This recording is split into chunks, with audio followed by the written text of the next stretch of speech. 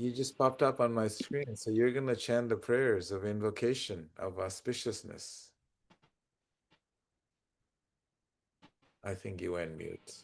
Oh, you're there.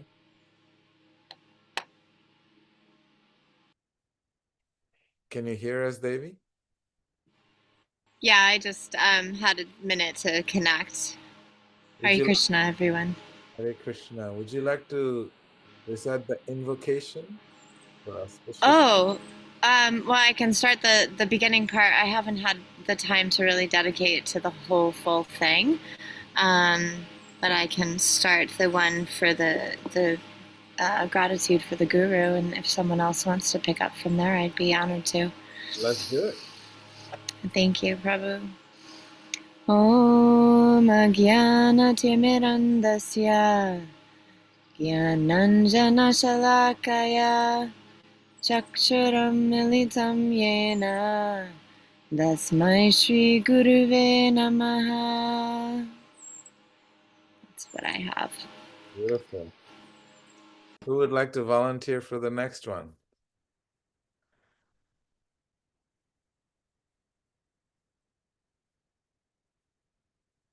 Okay, Daniela.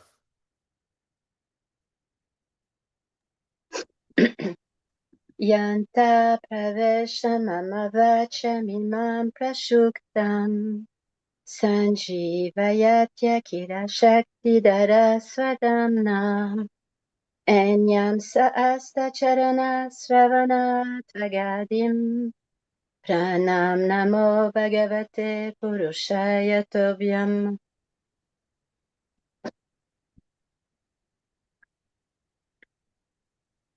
Thank you so much. So, yeah, so happy to be with all of you. And so today's topic of meditation is the reality of ego or ego reality. Anyone familiar with the term ego? Raise your hand if you have heard it. Okay, cool. So you all have heard of this word ego. And we have to figure out, where does it originate? How does it expand? And how does it contract? And how does it permeate all parts of our lives? So this ego is our constant companion that never ceases to leave us alone. And so we're going to try and understand a little bit more about what is this, where does it come from, and how to get a better understanding of it so we can take our attention and focus to it uh, so that we get a better uh, understanding of how to deal with it, because it's really helpful. So I will make this statement that the sages have made, where they say that any thought that separates you from heart, that is ego. So any thought that separates you and pulls you away from love is ego. So now you think about that for a minute. We, the living entities by design of the Creator, we are Sat, Chit, Ananda. These are the three attributes that define who we are. Sat, eternal; Chit, Ananda, full of bliss and full of knowledge. This is who we all are. So anything that takes us away, any thought that takes us away from this constitutional nature of who we are, that is ego. So ego generally goes in the opposite direction of love. It's in the opposite direction of beautiful creation. So in order to understand this, we dive a little deeper into understanding why we, the living soul, the living spark, is considered to be a marginal energy. Imagine yourself on the bank of the ocean, on the shores of the ocean. When you're standing on the shore of the ocean, you can go into the ocean or you can go out of the ocean. You're not in the ocean, you're not out of the ocean, you're on the shore. So that is what a marginal energy is, which means that we have the capability, we are spiritual beings, but we are also subjected to the material world. So when we, this beautiful living spark, identify ourselves with the world and with everything in the world, that identification is what the yoga texts explain as ego. It's an identity that we pick up, that we inherit. Now, think of a child, for example. A child, when they come into this world, they come with such beautiful, look at Prema whenever I see Prema. She's just happy, everything about her world is happy. And when she's not happy, she just cries and Radha Priti immediately feeds her. It's very simple language, you know? So, what is that? So, the child from the age of 2, you will notice they start to say things like, it's mine. I want it. Some of your mothers will recognize this. The children start to get an identity.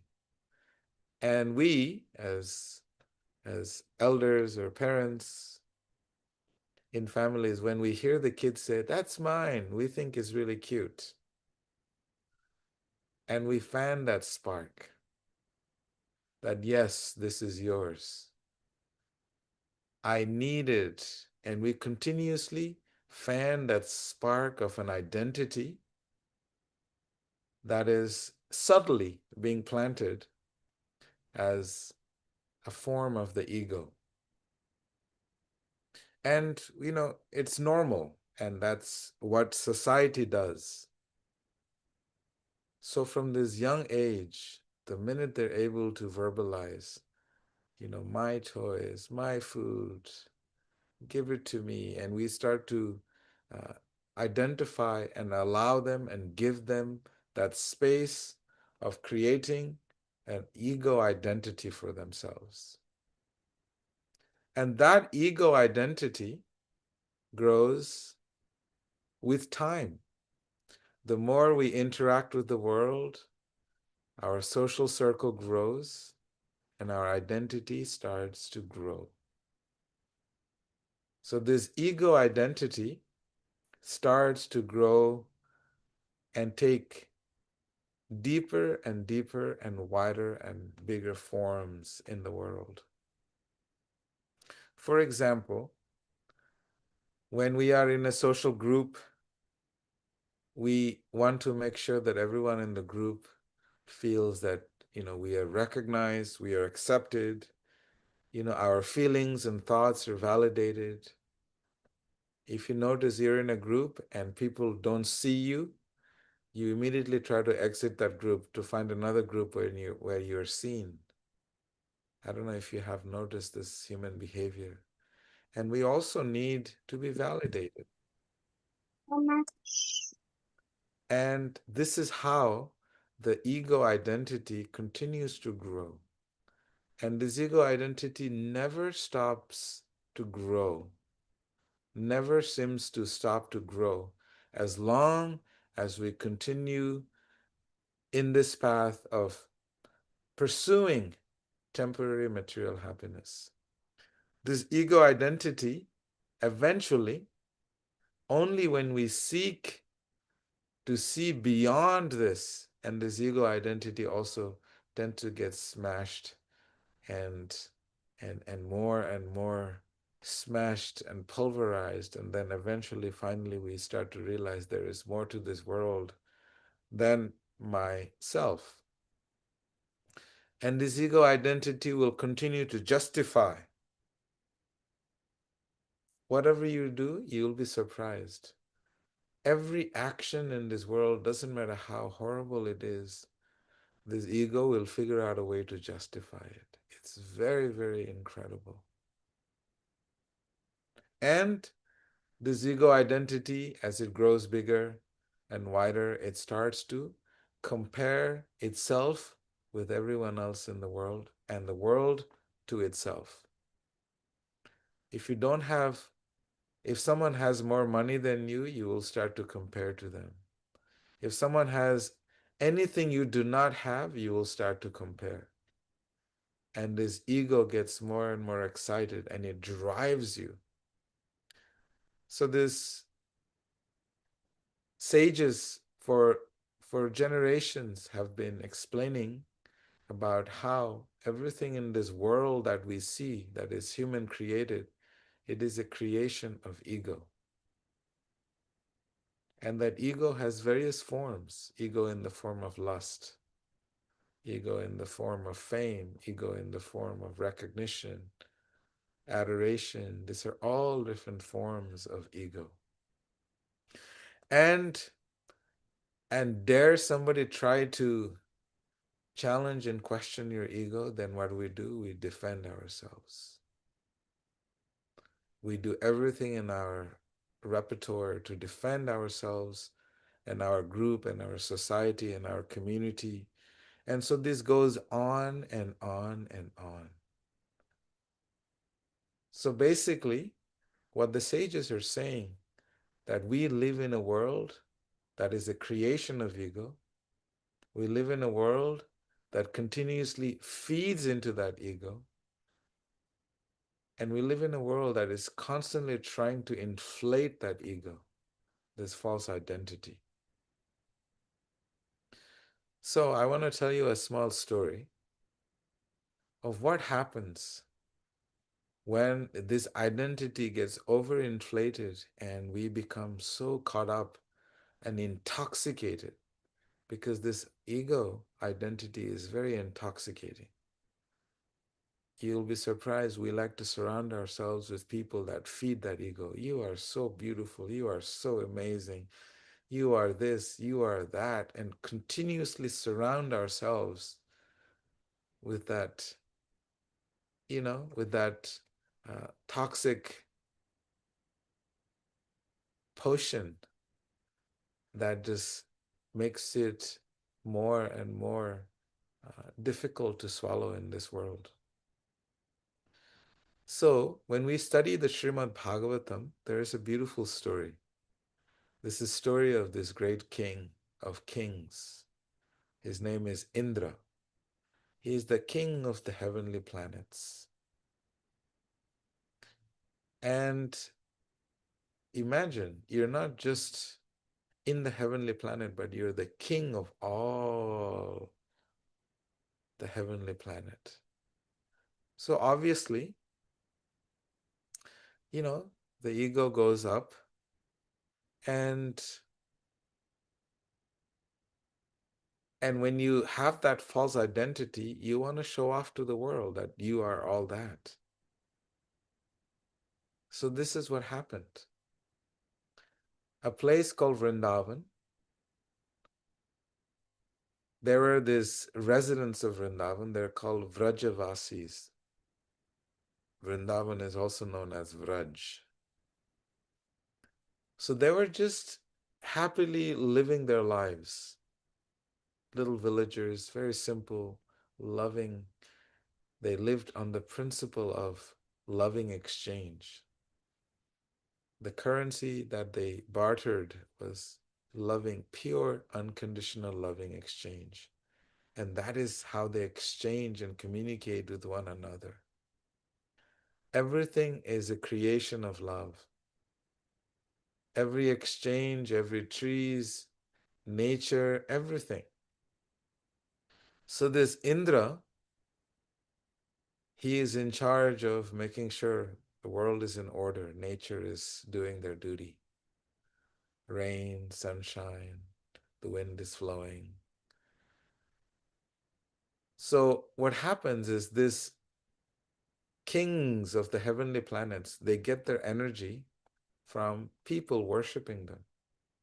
You may be surprised that when someone worships you, they become empowered. For example, celebrities in this world are empowered. Why? Because we buy their tickets, because we watch their movies. So we are continuously empowering them through our engagement with them. Similarly, the heavenly demigods, they are empowered when we worship them, when we offer prayers to them, when we offer gratitude. So the residents of Vrindavan, they used to worship Indra. And they used to worship him, and he used to love the fact that they would worship him and recognize his position and his powers. So one day, he noticed the residents of Vrindavan, instead of worshiping him, they do this big festival once a year to worship this Indra. Instead of worshiping him, they decided to worship this mountain called Giriraj. And this mountain was the source of their life. All the beautiful springs for drinking water, all the lakes, all the green grass for their cows and all the animals of Vrindavan. And this mountain used to provide all the fruits, all the gemstones, all the caves for shelter. Everything was provided by this mountain. And so they wanted to offer gratitude to this mountain called Giriraj. Indra wasn't having it. Indra was thinking, how dare these simple villagers, how dare they stop worshiping me and recognizing my contribution to their life, and they're worshiping this mountain. So what did Indra do? Indra summoned his most powerful weapon. His most powerful weapon are called the Samvartaka clouds. You know, the clouds of they shower rain, but there is a unique kind of clouds in the sky. They are called Samvartaka. These clouds are generally summoned when you want to completely inundate and flood the entire universe. You want to drown everybody. So this happens at the end of every yuga. The world gets flooded and no one lives, and everything starts fresh all over again. So he summoned those clouds to completely, out of rage, to completely destroy all of Vrindavan. So as this big, powerful rains, those are not raindrops, they were called the rain columns. This massive 40 feet columns and 20 feet columns landing on the land of Vrindavan, trying to completely submerge the whole town. So as this was his reaction, because he was not getting the recognition, he was not getting the worship, the residents of Vrindavan, they immediately took shelter of Krishna. Krishna is this 5-year-old mystical boy who's come to do this incredible pastimes, these leelas. He is considered to be the embodiment of transcendental, pure, eternal, unconditional spiritual love. So this little love boy, love creation, he is seeing that all the residents of Vrindavan are calling out for him. Krishna, help us. Krishna, where are you? And everyone is running in all directions. And Krishna hears their cry. and all the cows and the calves and all the deers and all the animals, all the birds, they were all looking for shelter. So this baby Krishna, he goes and he lifts up this Giriraj mountain and he puts it on his little pinky. He lifts the mountain and he puts it on his little pinky finger. And he holds this mountain for 7 days and 7 nights, sheltering all the residents of Vrindavan. Not a single resident of Vrindavan was harmed by his most powerful weapon of dissolution. And the Giriraj mountain, imagine the mountains will crushed. Normally the mountains will be crushed by the power of this rain. But every column of rain that landed on Giriraj, it felt like a beautiful massage to this Giriraj mountain. This was the mystical expansion of divine love. So what was happening underneath this Giriraj is that all the residents of Vrindavan, they were so intoxicated by spiritual love, their hunger disappeared, their sleep disappeared.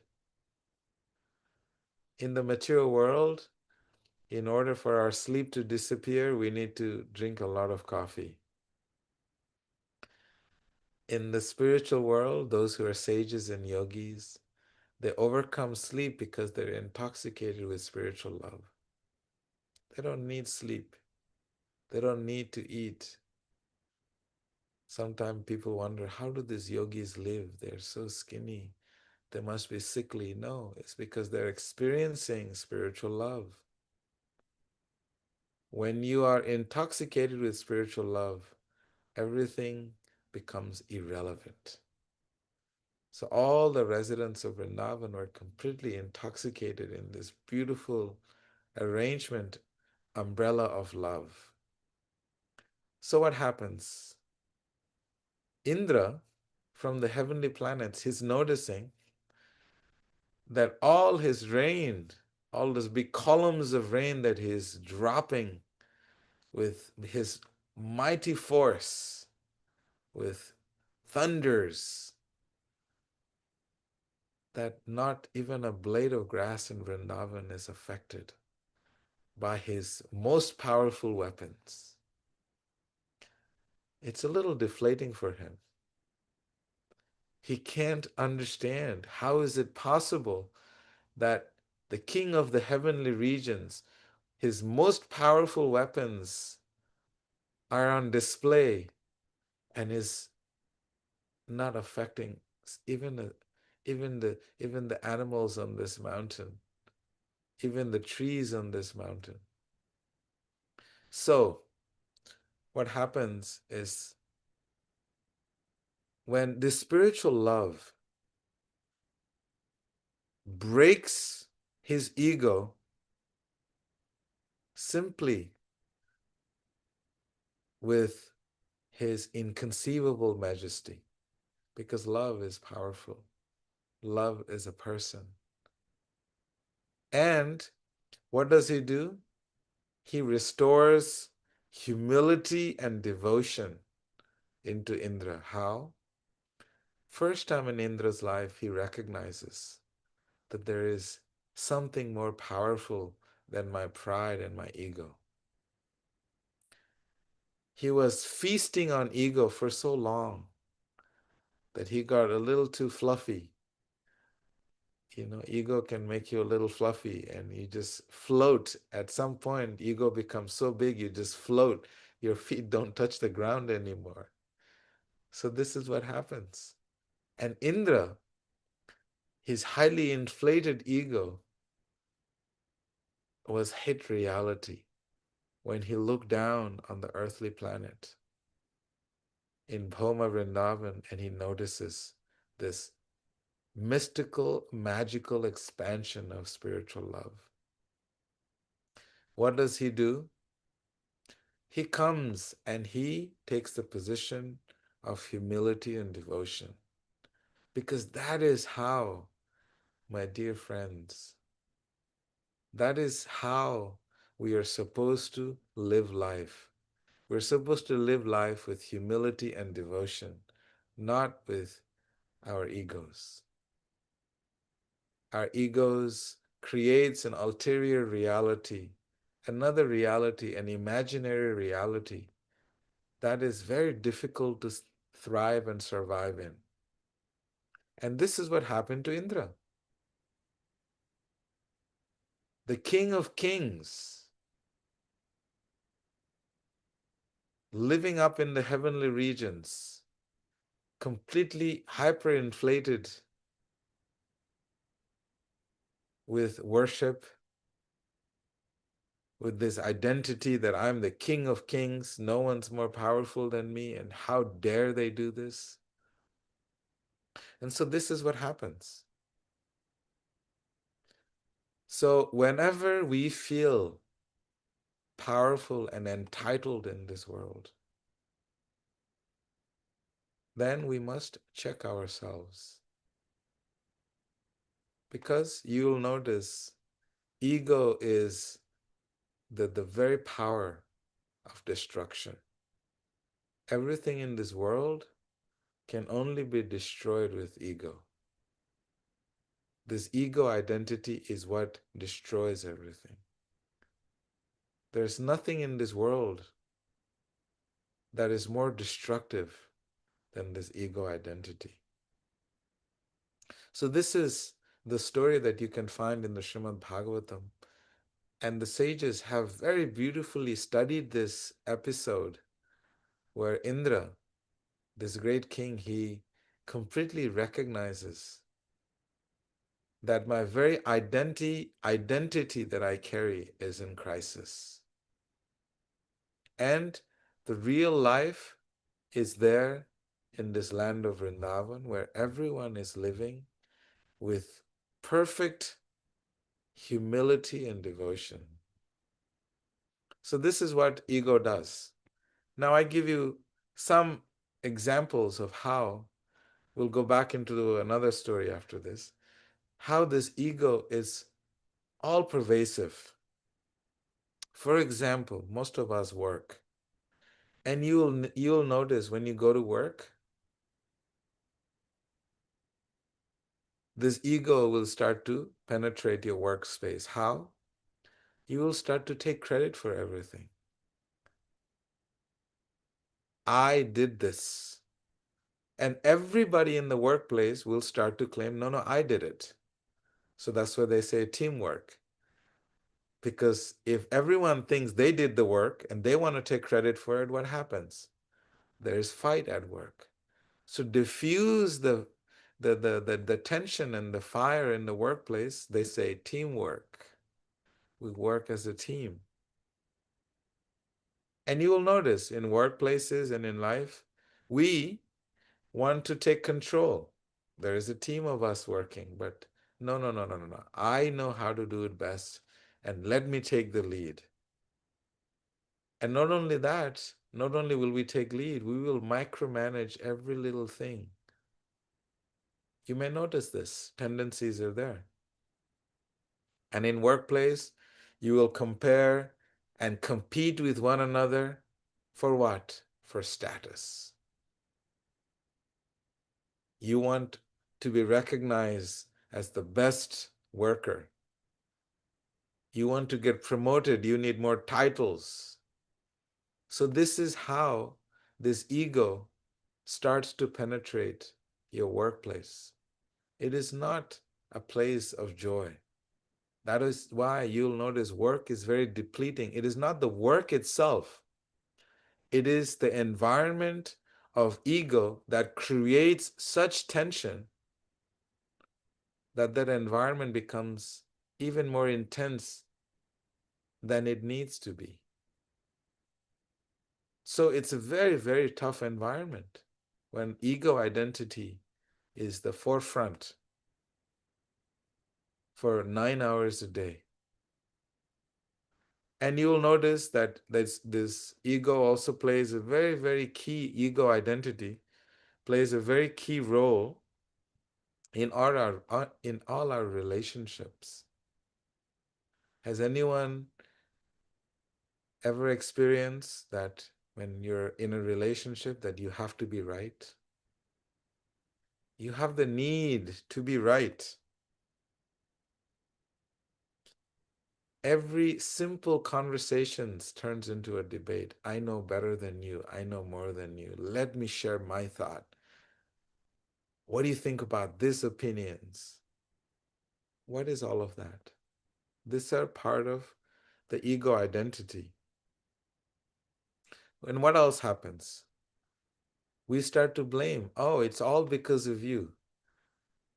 I'm cooking the pasta, but I burned the pasta. Why? Because of you. Because I was thinking of you, because you took my attention, or you called my name, or you called on the phone. We have to find a way that even in relationships, to blame others, to criticize. And if that doesn't work, and if we don't get a reaction out of that, what do? We give them something called a silent treatment. I don't know if you have noticed some passive aggressive. So these are some of the things that come in the way of relationships. This ego identity is all pervasive, is the point that I'm trying to make. It's every aspect of life. It just completely takes over. And then you will notice, even in spiritual life, even when you practice spiritual life, you will start to notice, oh, I have been practicing spiritual life a little longer than Daniela, so I'm more senior to her. Or I know more mantras than her. Or I wear my scarf better than she does. You will start to notice, even in spiritual circles, little things you will start to compare. And you will start to find your superior spiritual position, because that is what ego identity does. And God forbid, you know, that you're not feeling so good that day. What will you say? You know what? I'm just never good enough. This is also part of the spiritual identity, that I'm never good enough. And also, you'll notice there's something called performative vulnerability, where we tell people our sappy stories because we want emotional attention. I know, I remember one time being in a conversation, and everyone is trying to outdo the other one with how their situation was worse than the other person's. And I was thinking, what is this? Even in the worst, darkest place, ego identity is playing. And so this is what happens. Ego identity is all pervasive. We always need to be seen by people, even if it means, you know, you are the most traumatized person. When people start sharing stories, you'll notice you will share more darker stories because you want that, that emotional validation. So you will notice all of this even in spiritual circles, even in healing circles. And then you'll notice this ego identity in your day-to-day life, in every aspect of life. You're in a conversation, your mind will tend to want to interrupt the other person so you can have a say in it. We always want to have the last word. This is part of how ego identity permeates. And, you may also notice that you become hypersensitive. People say something like, your hair is not looking so good today. Maybe you forgot to brush it. And your ego identity is immediately hurt. Are you telling me that I'm ugly? Are you telling me that I have ugly hair? So this hypersensitive emotions that are come, these are all due to this ego identity. And this is why ego is our constant, all pervasive, and permeates every aspect of our life. And this has to be checked. And what is the most powerful way to check this ego identity? The sages are always explaining the number one powerful tool to check your ego identity is to always be in a sangha. Sangha meaning in an association where people will always lovingly and gently support you to dissolve and to uh, separate you from the coverings, the layers and layers of self imposed ego identities. So, this is what the sages are saying, that if you surround yourself with people who are genuine, who are authentic, they don't have a malicious intent, then you will notice that ego identity will start to peel off. So, this is number one powerful tool. In the wisdom text, we say, we study about the power of this association, this sangha. It explains this lava matra sadhu sangha sarva siddhi hoy. In this beautiful text, it explains that simply by association, you can achieve the highest benefit, the highest power there is to achieve, the highest siddhi, which is to know your transcendental, eternal, spiritual nature. And that you can access it through sangha, through association, through good association. And another uh, principle that the sages are explaining is that we must always remain that in this mood of humility and devotion. What does that mean? That means that every day we recognize the beautiful gifts that we have been given. The very fact that we're able to breathe, the very fact that we have limbs, we have home, we have shelter, we can see, we can taste, we can touch, we can hear. These are all beautiful gifts.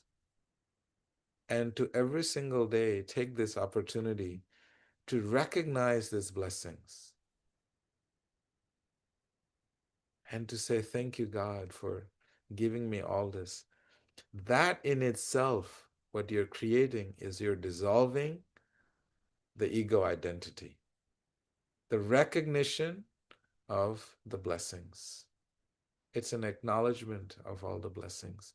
And do it verbally. You can journal about it. You can do it every day. Just count the blessings, and you'll be surprised how many blessings there are. I know that I sometimes forget to count my blessings. And when I forget to count my blessings, the material world has a way to make me count my blessings. I was driving and someone called. I see the phone ringing, buzzing. I try to pick up the phone like it's so important and I feel like I can multitask. I try to pick up the phone and I swerve and I almost run into the ditch. And I was just thinking, what a beautiful gift that I would have just wasted. And then I started to recognize for an hour, I started to daily practice what this beautiful gift is. Life is the most powerful gift that has been given to us. And this life should be engaged in elevating our consciousness. I know this great saint, Bhaktivinoda Thakur, he explains beautiful, beautiful, beautiful, poetically, he's having a dialogue with his ego identity and recognizing And he explains one of these beautiful lines I want to say. Oh mind, why do you cling onto the shadow of honor? That shadow flees when the sun of truth arises. Seek not praise, seek shelter. Because the mind likes to feed the ego identity. So he's actually having a dialogue with the mind. And he has written so many beautiful, beautiful poetic songs and having a dialogue with the mind. And his son, Bhaktisiddhanta Saraswati Goswami Thakur, he actually even writes a whole book just continuously dedicating to his personal dialogue with the mind, which feeds into his ego identity. Explains, when I see myself as a master, the world becomes heavy. But when I see myself as a servant in this universe, all burdens vanish and the heart begins to sing. Beautiful, isn't it? This is how Bhaktivinoda Thakur is recognizing his ego. This ego identity shouts, I am the center. But when I see the cows, the dust, the flute, and the lotus feet of Sham, then I remember I am but a speck of dust in Vrindavan. So this is his desires. You can see that he is recognizing how his ego is impeding his truth and the reality, because ego is what creates darkness around light within ourselves, and we're not able to see things properly. It is that ego identity that completely permeates and brushes the whole world with the world is cruel and nobody likes me. These are all an ego identity speaking, because it's spoken out of darkness. Ego is the darkness before dawn. When it breaks, the light of the divine enters, and every cell of the soul begins to weep with joy. And this is the beauty of uh, the sages. They have recognition of what this ego identity is, and they consciously move into the space of divine light, into the space of divine love within the heart. So, my dear friends, this ego reality is the reality that we live in. Everything we see is a creation of that. And so, therefore, the sages are saying, please come to the heart, take a journey to the heart, and really see the world from the center of the heart, and you'll be able to see divine blessings in every aspect of life. So, this is my meditation for today. Any thoughts, reflections? We have 5 minutes. Anybody would like to share anything? Yes, Val, please share with us. Thank you for such an amazing reflection and the space, Veda. I don't know if it's a question. I don't know if it's a reflection. I don't know what it is. I'm just things are coming down. Definitely a beautiful topic and something to be aware every day of our lives. As an international speaker, we are taught to say the more acolytes, the more, whatever gives you more authority is what they call it. And I've just learned to, when I'm on stage, when I'm hearing all these things, I actually say, I am not, I am not, I am not, to stay grounded as a coping mechanism. So I feel like, at some point when you're sharing something at work and that people don't know you, we might have to say something. So I feel like in that area of work and personal life with me, I can recognize when this ego is like coming to yell or whisper. Is the part of the relationship that I ask, where is the fine line between staying humble, not allowing this ego to come out, and actually not be, I don't know if the word in English is sumiso, like people are telling you things that are not true, pointing fingers, like not that you need the fact to be right, but I'm talking about, well, some of you know my story, so it's certain aspects of my life when it's like injustice. And I just recently had this experience actually with someone that I at some point had a relationship with, and the things that this person was saying, I recognized that how much they were hurting, and I recognized that I did not want to be affiliated, but there was also an inner voice to say, speak up. So where is the fine line between speaking up out of justice to you, because you actually do know my story, to have that balance between having that ego balanced, but yet still hold a position of honoring your heart after all that has happened in your life? Or you just continue to be like, oh, let him have that point of view, or let her have this point of view. I don't know if it makes sense, but this is very recent that happened. And I was really asking that question: is this my ego? Is this my time to speak up? I've always shared in my book, it says from a silent, broken little girl to an international keynote speaker. So where's that balance between staying humble and let that person say whatever, and where is it with loving, in a loving heart, you speak up and just show up for yourself? That's Mm. basically it. Beautiful, beautiful question. The most powerful reflection I have on that question is that whenever we are doing anything, we should try to see if we can remember that we are not the doers, it is being done through us. And when that mood of being an instrument in this world, then ego identity doesn't have room. Then our ego doesn't get inflated. We don't live in a bubble that we have created for ourselves. So this mood is the real key.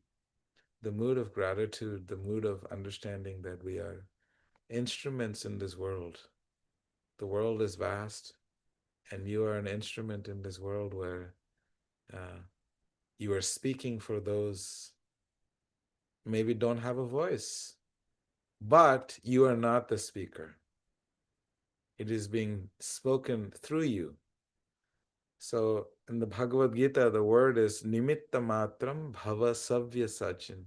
Krishna tells Arjuna, please don't worry about winning this fight, Arjuna. You just be an instrument. You just do your duty. Everything is being done by God. Everything in this world is happening by His will, and we are simply instruments.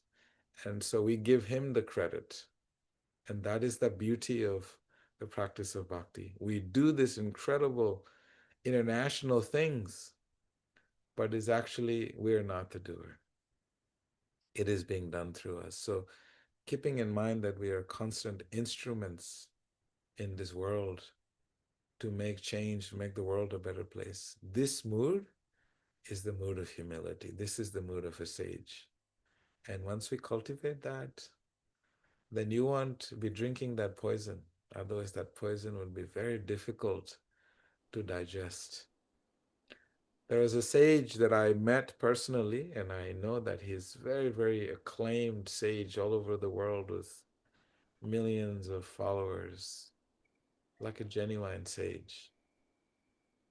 And I remember asking him, how do you deal with this recognition, name, fame? Everybody just wants a piece of you, you know? How do you deal with this? And the way they worship you and adore you. Every single day, he says, I spend hours in front of my deities, the lords of my heart, and I cry to them and I tell them to please remove this false identity that everything that I have drunk yesterday, they're not mine. I only took them and received them for you. And so, in this way, to keep yourself in check by daily practice of sadhana, that is the key. It's what I learned from him, that we take no credit for anything. Our teachers, that's why Om Agyana Timirandhasya, we cannot see, but the teachers opened our eyes so we can see. We cannot love, but the teachers opened our heart so we can love. We cannot hear properly, but the teachers open our ability to hear and receive. So in this way, always giving credit to others. I will leave you with this one last thought. Bhaktivinoda Thakur is one of my greatest inspirations. He says, I built a temple for my name, because we all want our name, fame, recognition. I built a temple for my name, O Lord of my heart, and I locked you outside. I built a temple for my name and I locked you outside, but now I break down this door and let this house of ego burn so that you may enter and reign forever with your loving embrace. I mean, this is how the sages are dealing with ego. They would like to see this ego being smashed, this ego being burned to ashes, so that this divine love and you can live in this beautiful sacred space of the heart.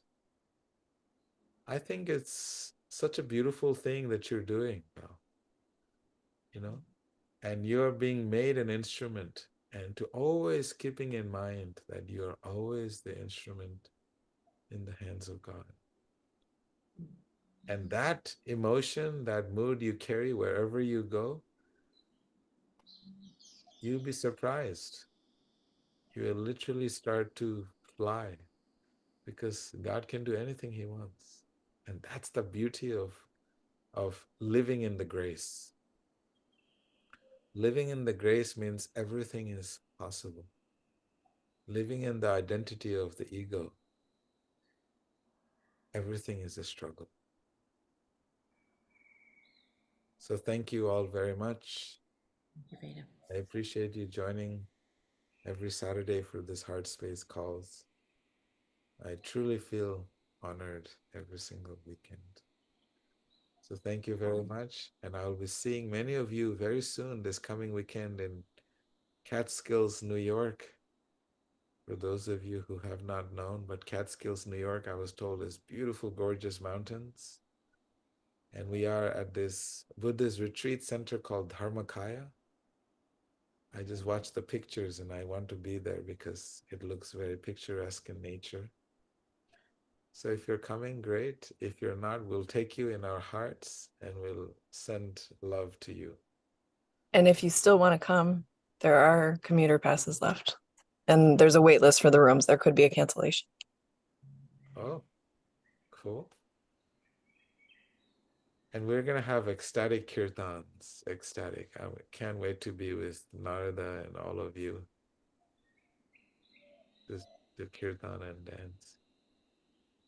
Thank you all very much. And also a reminder, those of you who are coming to India, please hold your spots so that we can lock in the number, because we are trying to limit ourselves to not a massive number, to a small group, so we can really bond better.